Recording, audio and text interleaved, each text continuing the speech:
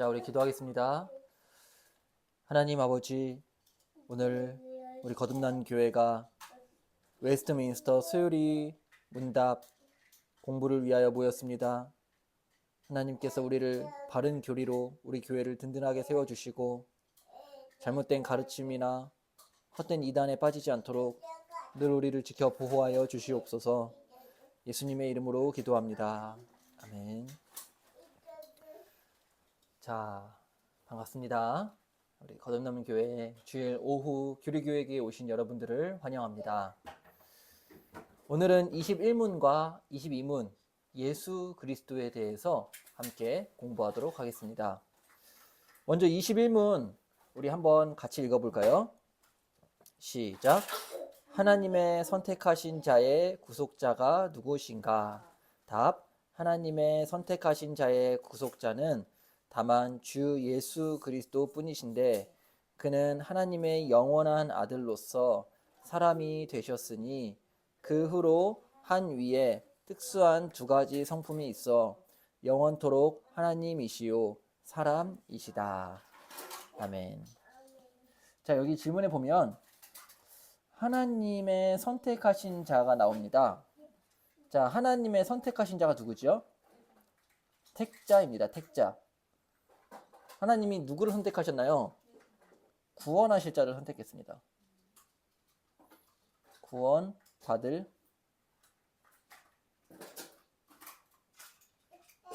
사람들. 자, 하나님께서 선택하신 자는 하나님께서 구원하시기로 작정하신 사람들을 하나님의 선택하신 자입니다. 자, 하나님께서 선택하신 자들을 구원하시는데 누구를 통해서 구원하시냐면 바로 구속자를 통해서 구원하십니다. 근데 이 구속자가 단수형이에요. 단수형이다라는 것은 한 명밖에 없다라는 것입니다. 누구일까요? 바로 다만 주 예수 그리스도입니다. 주는 주인이라는 뜻이고요. 예수는 그 구속자의 이름입니다. 예수. 그리스도는 그 구속자의 직분입니다. 그래서 주 예수 그리스도. 우리에게는 여러 명의 구속자가 있지 않습니다. 오직 주 예수 그리스도만이 우리의 유일한 구원자이십니다. 그래서 우리 디모데전서 2장 5절에 보면 밑에 하나님은 한 분이시요 또 하나님과 사람 사이의 중보자도 몇 분이시니? 한 분이시니 곧 사람이신 그리스도 예수라. 하나님이 한 분이신 것 같이 우리 죄인과 하나님 사이에 우리를 구원할 유일한 구원자도 한 분이시다. 유일한 구원자는 오직 주 예수 그리스도 뿐이십니다. 근데 그는 하나님의 영원한 아들이래요. 하나님의 영원한 아들. 그럼 우리들도 하나님의 아들, 딸이죠. 그렇죠? 그러나 예수 그리스도는 하나님의 영원한 아들이에요. 그리고 유일한 아들이에요. 이것을 독생자라고 합니다. 그래서 우리가 하나님의 자녀 되는 것과 주 예수 그리스도께서 하나님의 아들이신 것은 엄연히 의미가 다릅니다. 그래서 하나님의 영원한 아들은 오직 주 예수 그리스도 한 분밖에 없습니다. 그래서 그분이 하나님의 아들로 삼위일체 하나님을 우리가 배울 때에 성자 하나님이라고 우리가 배웠죠. 그렇죠? 그는 하나님의 영원한 아들로서 사람이 되셨다. 사람이 되셨으니 그 후로 한 위에 특수한 두 가지 성품이 있어. 한 위는 우리가 위를 배웠죠. 위는 뭐라 했어요? 인격이라고 이해하면 좀 쉽다 했죠. 인격. 그렇죠? 예수님은 다중인격일까요? 아닙니다. 인격은 한 인격입니다. 그러나 특수한 두 가지 성품이래요. 몇 가지 성품이요? 두 가지 성품. 두 가지 성품이 의미하는 것은 첫 번째는 하나님이라는 하나님이시고 두 번째는 사람의 성품입니다. 즉 예수님은 한 인격 안에 하나님의 성품과 사람의 성품이 동시에 공존하고 있는 것이에요. 이것을 교리적인 용어로 속성교류라고 합니다. 속성교류. 즉 하나님의 속성과 사람의 속성이 예수님이라는 한 인격 안에, 한 위격 안에 공존하고 있다. 그러면 하나님의 성품과 사람의 성품이 섞이는 걸까요? 그렇진 않아요. 섞이지는 않고 공존한다. 이걸 속성교류라고 합니다.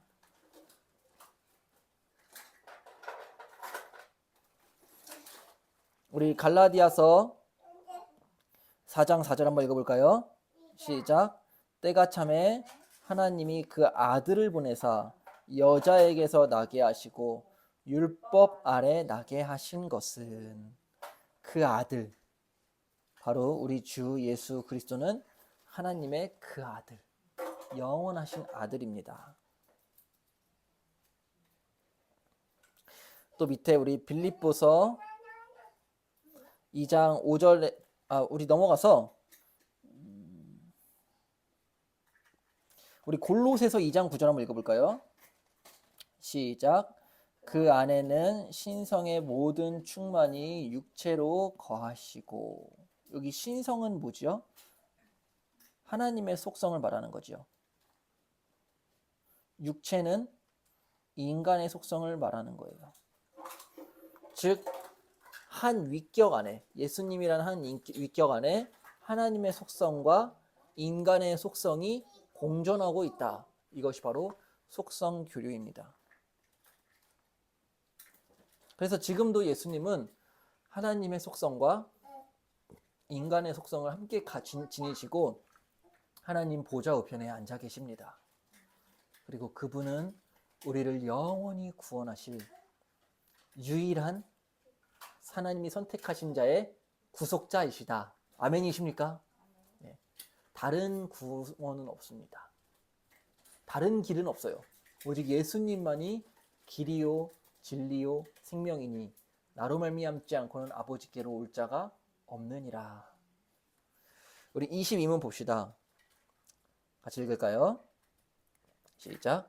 그리스도께서 하나님의 아들로서 어떻게 사람이 되셨는가?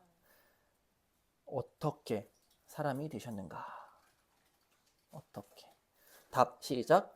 하나님의 아들 그리스도께서 사람이 되신 것은 참 몸과 지각 있는 영혼을 취하사 성령의 권능으로 동정녀 마리아에게 잉태되어 탄생하셨으나 죄는 없으시다.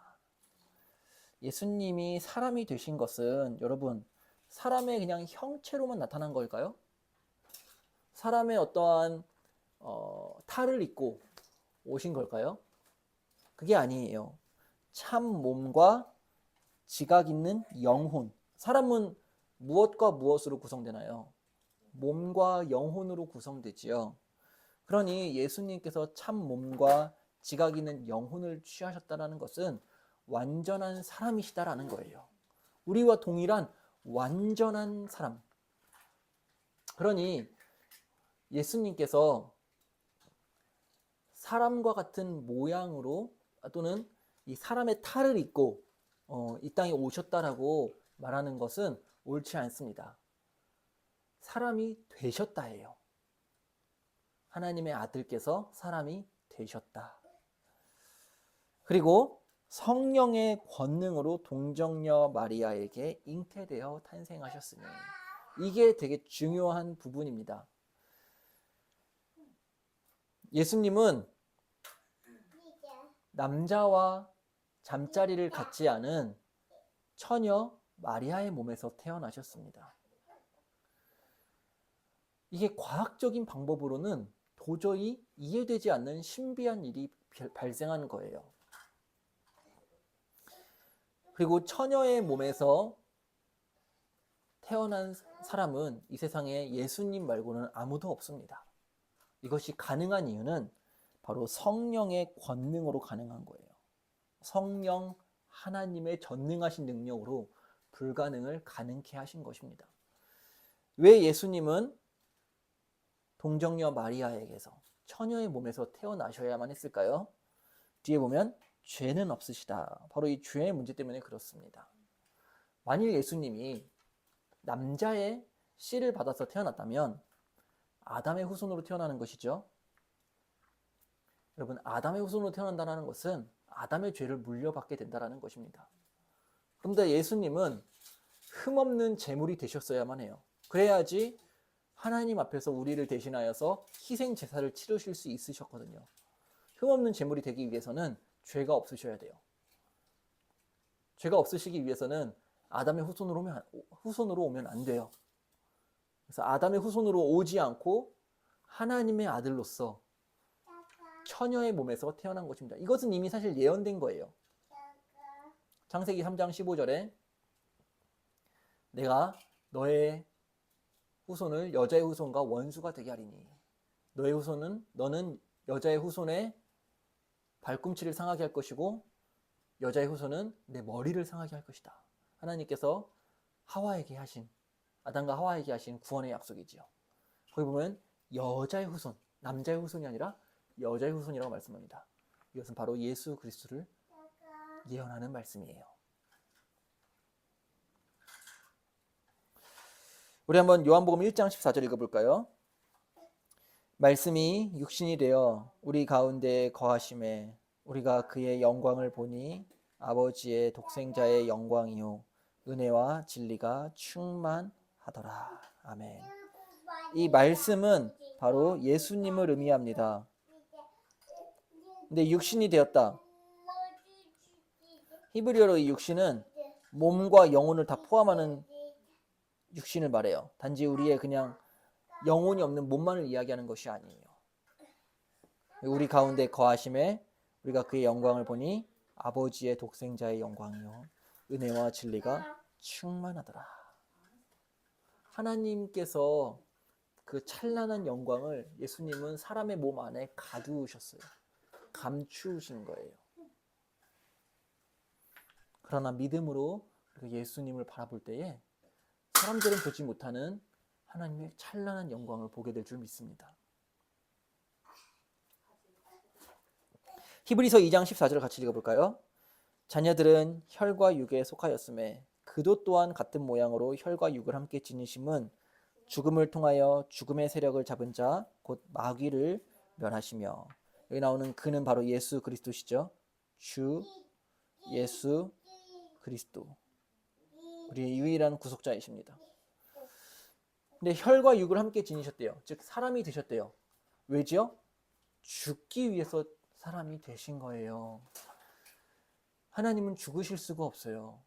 그러나 우리의 죄의 문제를 해결하기 위해서는 누군가가 죽어야지 돼요. 그러나 그 어마어마한 죄의 희생값을 치르기 위해서는 예수님이 죽으셔야지만 되는 거예요. 하나님의 아들이. 그래서 그는 죽으시기 위해 사람이 되신 겁니다. 사람이 되신 이유는 이거예요. 죽으시기 위해서. 죽음을 통하여 죽음의 세력을 잡은 자 마귀를 멸하셨대요. 죽음으로 죽음을 이기셨습니다. 그 증거가 부활입니다. 예수님은 승리하셨어요. 더 이상 이제 마귀의 세력이, 죽음의 세력이 여러분들을 억압하지 못할 것입니다. 여러분들은 예수 그리스도 안에서 자유하게 된 하나님의 구원받은 자녀입니다.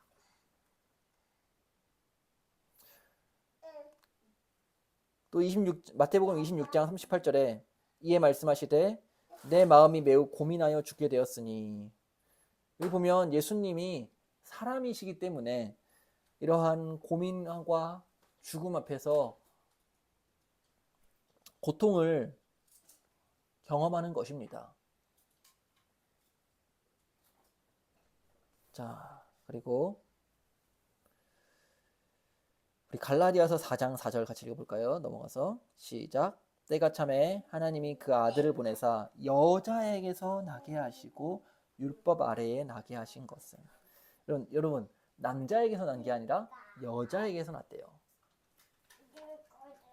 그래서 동정녀 마리아에게서 나신 거고요. 또 히브리서 4장 15절에 보면 말미에 우리와 똑같이 시험을 받으신 이로되 죄는 없으시니라. 이게 바로 예수님이 모든 사람과 다른 한 가지 차이예요. 바로 죄는 없으시다. 왜냐하면 구약 성경에 보면 이스라엘 백성들이 하나님께 죄를 용서받기 위해서 제사를 드렸거든요. 그때 속죄 제물로 제물을 드릴 때에 하나님은 흠 없는 제물을 받으셨어요. 흠이 있는 제물을 받지 않으셨다라는 거예요. 그래서 예수님이 죄가 없다라는 것은 하나님 앞에서 우리의 죄를 대신하는 가장 최고의 흠 없는 제물이 되셨다라는 것입니다. 히브리서 7장 26절 우리 같이 읽고 마칩시다. 시작. 이러한 대제사장은 우리에게 합당하니 거룩하고 악이 없고 더러움이 없고 죄인에게서 떠나 계시고 하늘보다 높이 되신이시라. 아멘. 여러분, 예수님은 우리의 대제사장이에요. 대제사장은 이스라엘 백성들을 대신하여서 제사를 드려주는 사람이었어요. 근데 구약의 대제사장들의 특징은 대제사장 자신이 제물이 되지는 않았거든요. 근데 예수님은 독특하게 우리의 대제사장이시면서 동시에 우리의 제물이 되셨어요. 우리를 위한 제물이. 이런 존재는 없습니다. 여러분, 오직 주 예수 그리스도만이 우리의 유일한 구원자이십니다. 그분은 우리를 위해서 죽으셨어요. 예수를 믿읍시다. 예수를 믿어야 합니다. 그리고 우리가 예수를 정말 잘 믿어서 그 은혜를 깊이 경험하여서 예수님이 우리를 대신하여서 십자가에서 죽으셨듯이 우리도 예수를 위하여서 죽는 삶을 삽시다. 죽음의 두려움을 극복할 수 있습니다. 신자는 죽음을 극복할 수 있어요. 예수님이 친히 그 모본을 보여주셨기 때문에 그렇습니다. 예수 믿는 우리는 죽어도 죽는 것이 아니에요. 영원한 생명이 죽음 이후에 약속되어져 있습니다. 그것을 바라보면서 우리가 예수 믿고 예수님을 따라가는 복된 인생 되시길 주님의 이름으로 축원합니다. 아멘. 기도하겠습니다. 자비로우신 하나님 아버지, 우리의 유일한 구원자는 오직 주 예수 그리스도밖에 없습니다.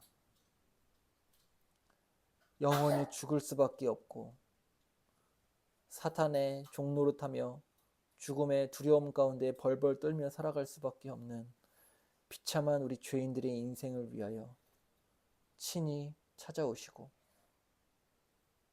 우리를 구원하시고자 예수 그리스도께서 십자가에 못 박혀 죽으시니 모든 은혜를 하나님 감사합니다. 아버지 하나님, 우리가 예수님을 믿고 의지하며 살게 하여 주시옵소서. 예수님만이 우리의 유일한 구원자이시오니 예수님만을 섬기며 예수님만을 사랑하며 살게 하여 주시옵소서. 예수님의 이름으로 기도하옵나이다. 아멘. 네, 감사합니다. 다음 주에 또 만납시다.